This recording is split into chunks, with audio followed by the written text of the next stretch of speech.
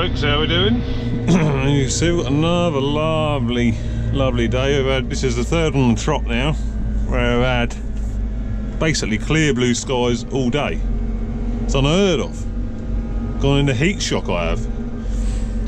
What does the tractor say it is? I ain't got on the right thing at the minute. Suffice to say, it's pretty warm. And we're finally able to get on with a bit of groundwork.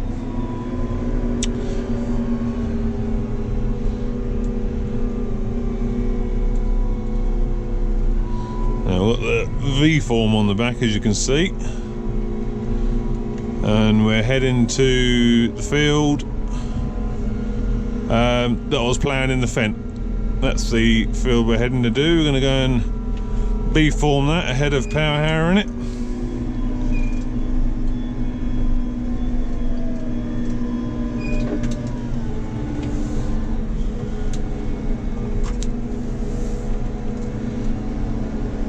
Because it's maize ground. Maize does like a good. You're going in there, mate. Cheers, mate. Cool. Does like to be able to get a good root down. It does.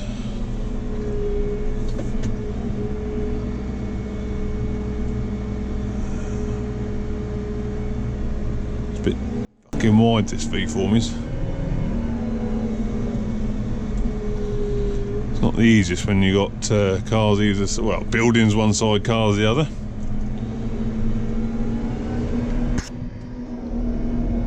I think we're sorted. We should be alright now.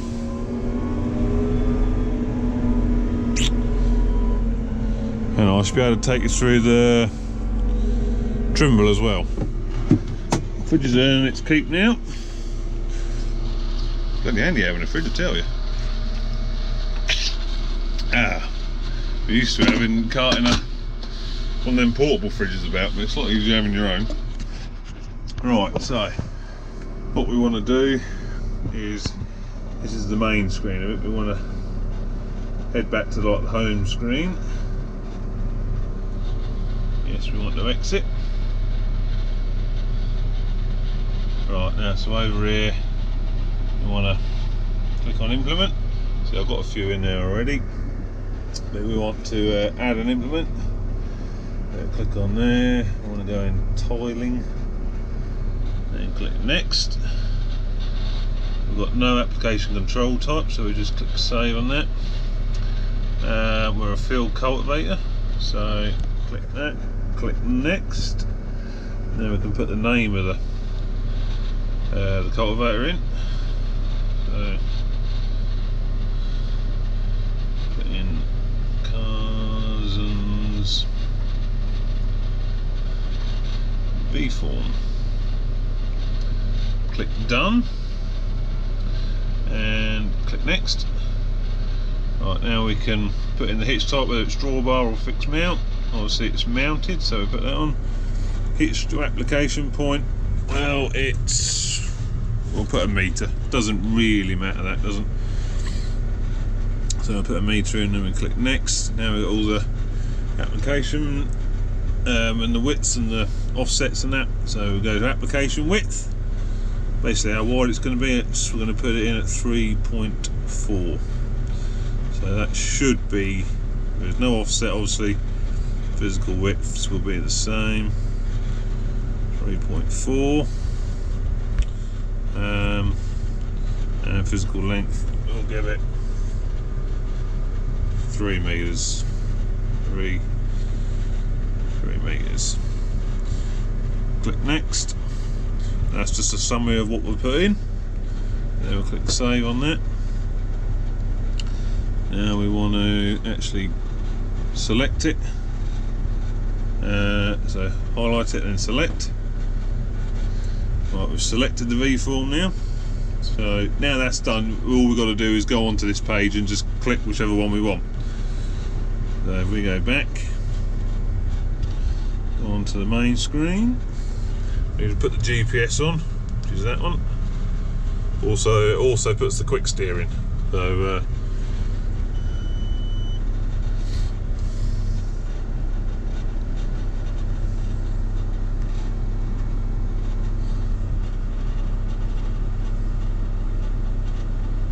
still waking up at the minute. I've only just plumbed that on. So, well, anyway, we'll go turn all that off. Go in here. Want to be in manual. Want to be in low range. That brings all that up. We will want full driving. We want the diff lock, and we'll want the auto. So it cuts in and out when we lift. Right, we've just got to accept these warnings, and then now we're on. You see, no, we're not on. Now we can press enter in the run screen. It should come up with some lines. There we go. Right, put you on my cap now. Right, so all we need to do now is press that, bring up the AB lines. As you've got all the usual ones, contour lines, boundary lines and all that sort of stuff. Right. So before we set up the transmission, we'll just see how we get on.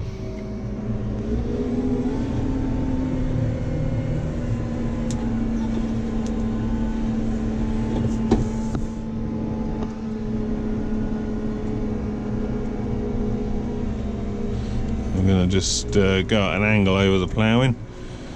Just for easiness, we'll do an AB now. So I'll click A there. It says drive at least 10 metres. And then B will come in. There you go, we've got B. Press the tick. And we've got some AB lines.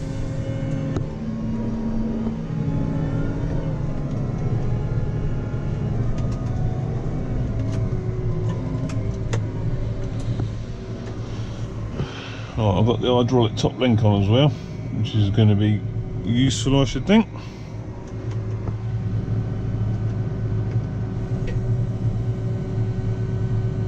See how we go. Right, so we're easer forward. Put her in.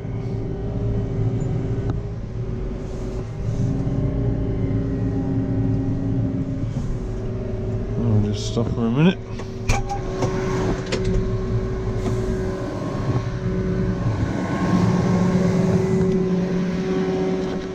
Make sure we're fair. I think we are pretty level.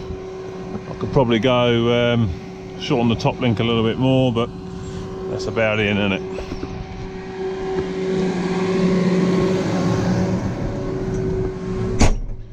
I'll just shorten that top link a little bit more. And then we should be good to go. See, we've got an AB line there. Park brakes on. And if we just inch away, we want to be in that mode there. Delays the rear steering, so it steers on the front, just on the front steer until it gets to a certain angle. Then the back comes in. So there we go. We're recording now as well. Tractor's off. We can set this up now. There's a lot of setting up, you'd think, but it does make life easy once it is set up. So we're gonna, how fast are we going? 3.8 at the minute. We click that. Click that again. Now the tractor will do its thing, maintaining the speed we want at the optimum revs. So the tractor's looking after the revs now, and it's trying to bring that down. We'll see the speed, and it's doing the speed we're after, and it's adjusting the revs now as the conditions suit, so that it maintains that speed. So we'd bog down a little bit there, so it's just picked the revs up a little bit.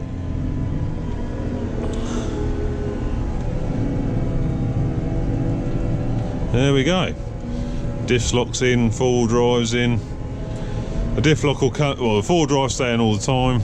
The diff lock, that'll come in and out. That's set on steering angle and on the lift of the rear linkage. So if I steer too much, the diff lock will kick out, and when I lift the rear linkage, it'll also kick out. So it's out for the turns.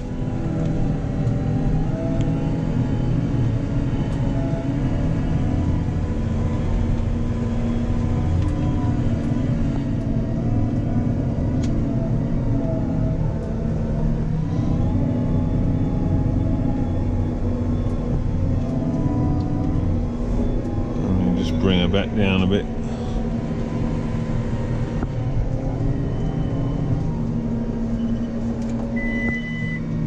See, diff lock's kicked out now, it's flashing away at me.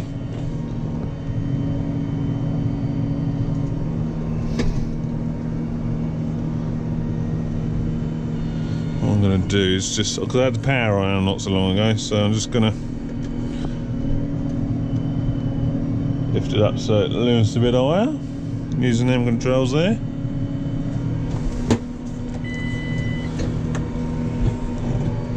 There we go.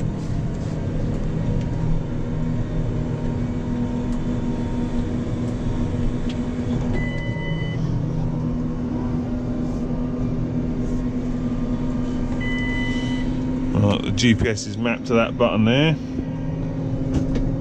The rear linkage is mapped to them buttons, and the green button now is mapped to it will turn the cruise controller on and off. So there we go. That's V forming for you.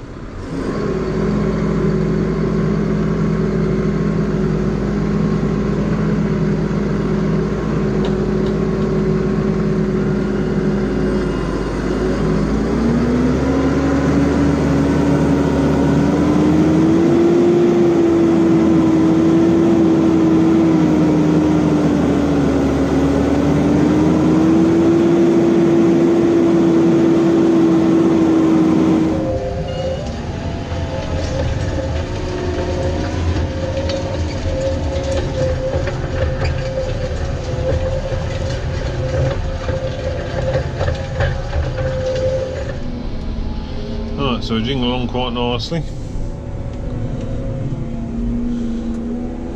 Maintain about 4.5 miles an hour.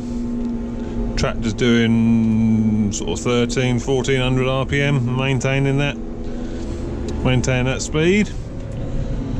We're about 16 to 18 inches deep, so just over 400 mil deep with the tines. 5-leg subsoiler it is. Oh yeah, that little beeping you can hear is it's telling you you're coming to the end of a bout. Just so you don't fall asleep. But one of the biggest pluses about the GPS is you can, instead of having to spin on the headland, you can just pull in and work it in lands. Like that. Once I done this bit, I will just like that. I will tighten it up a bit, just so I just loop in, just a nice tight loop. But just saves having to, just saves having to do a shunt. Because no matter how good you are, if you haven't got GPS, you wouldn't be able to do lands like this and get them to match up perfectly parallel. So you'd end up wasting time and fuel. Whereas with this, each run is perfect, so it's done as efficiently as it can be. You're saving fuel, you're saving time, and well, it's easier for me as well. I can just sort of maintain everything, not constantly having to keep an eye on the line, make sure I'm the right distance from it. I can just sort of keep an eye on things.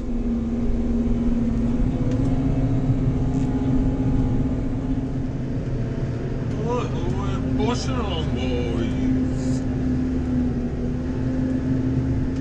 Yeah, the Fastrac seems to be handling quite easy, to be honest. I mean, the other tractor I had this on was the John Deere 6190R. If you look back in the some of the older videos, I might have put a link to it at the end of this video just so you can see the difference. And yes, the 190 was 30 horsepower less, but it's not really about horsepower, it's more about traction. And the Fastrac isn't really scrapping at all, to be honest. Yeah, it's more, you know, it's certainly no worse than the John Deere was. True test would be to have it in here as well, wouldn't it? Of course, we ain't got it no more, but you know what I'm trying to say. The JCB is certainly holding its own. I mean, for the people that say the Fastracs are no good at field work, well, this one's doing field work quite happily. Look, it's doing the same jobs that any other 200 plus horsepower conventional tractor would be doing. It's doing them just as well.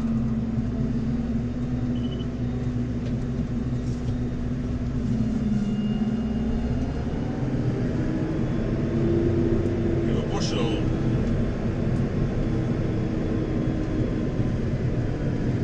You can see a bit of dust flying.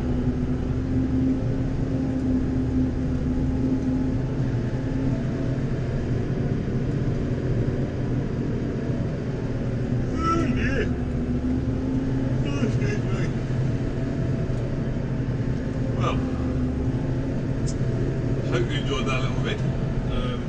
Obviously now we're getting on with things.